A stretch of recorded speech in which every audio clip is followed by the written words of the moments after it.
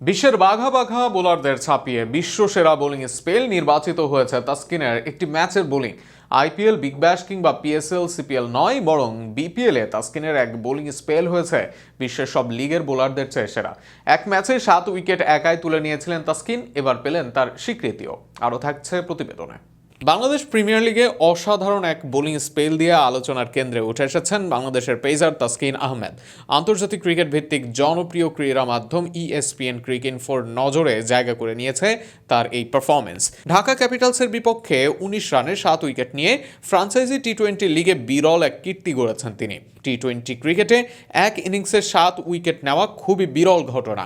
বিশ্বজুড়ে টি-20 লিগের বিস্তৃত পরিসরে এমন কীর্তি খুব কমই দেখা যায়।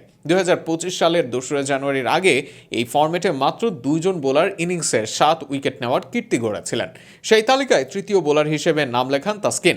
পরে আরও 2 জন এই মাইলফলক স্পর্শ করলেও বিপিএলে তার 19 রানে 7 উইকেট নেওয়ার স্পেলটি ফ্রাঞ্চাইজি টি-20 ক্রিকেটের অন্যতম সেরা বোলিং ফিগার হিসেবে বিবেচিত হচ্ছে। ম্যাচের শুরু থেকে ভয়ঙ্কর রূপ ধারণ করেন তাসকিন। প্রথম স্পেলেই তিনি ফিরিয়ে দেন ঢাকার 2 ওপেনার লিটন দাস ও তানজিদ হাসানকে। লিটন দাসকে শর্ট লেন্থের বলে স্লিপে ক্যাচ করান তিনি। অন্যদিকে তানজিদ হাসান আক্রমণাত্মক শট খেলতে গিয়ে উইকেট কিপারের হাতে ধরা পড়েন। ম্যাচের শেষ দিকে আবার আক্রমণে ফিরে আরও বিধ্বংসী হয়ে ওঠেন তাসকিন। ইনিংসের শেষ ভাগে তিনি একে একে ফেরান শাহাদাত হোসেন ও চতুরঙ্গা ডি সিলভাকে। শাহাদাত হোসেন লং অনেক ক্যাচ দেন রায়ান বার্লের হাতে, আর চতুরঙ্গা ডি সিলভা ক্যাচ দেন উইকেট কিপারের কাছে।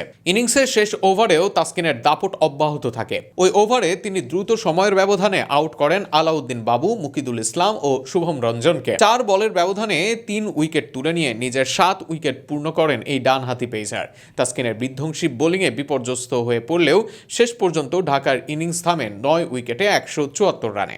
অন্য সব বোলাররা মিলে নেন 2 উইকেট, যেখানে 153 রান তুলে নেয় ঢাকার বাকি ব্যাটাররা। তবে তাসকিনের দুর্দান্ত পারফরমেন্সে ম্যাচ জিততে কোনো সমস্যাই হয়নি রাজশাহীর। সহজ লক্ষ্য তাড়া করে 11 বল হাতে রেখেই 7 উইকেটে জয় পায় রাজশাহী। প্রসঙ্গত জানিয়ে রাখা ভালো, এই ম্যাচটি সর্বশেষ বিপিএল নয়, বরং তার আগের বিপিএলের।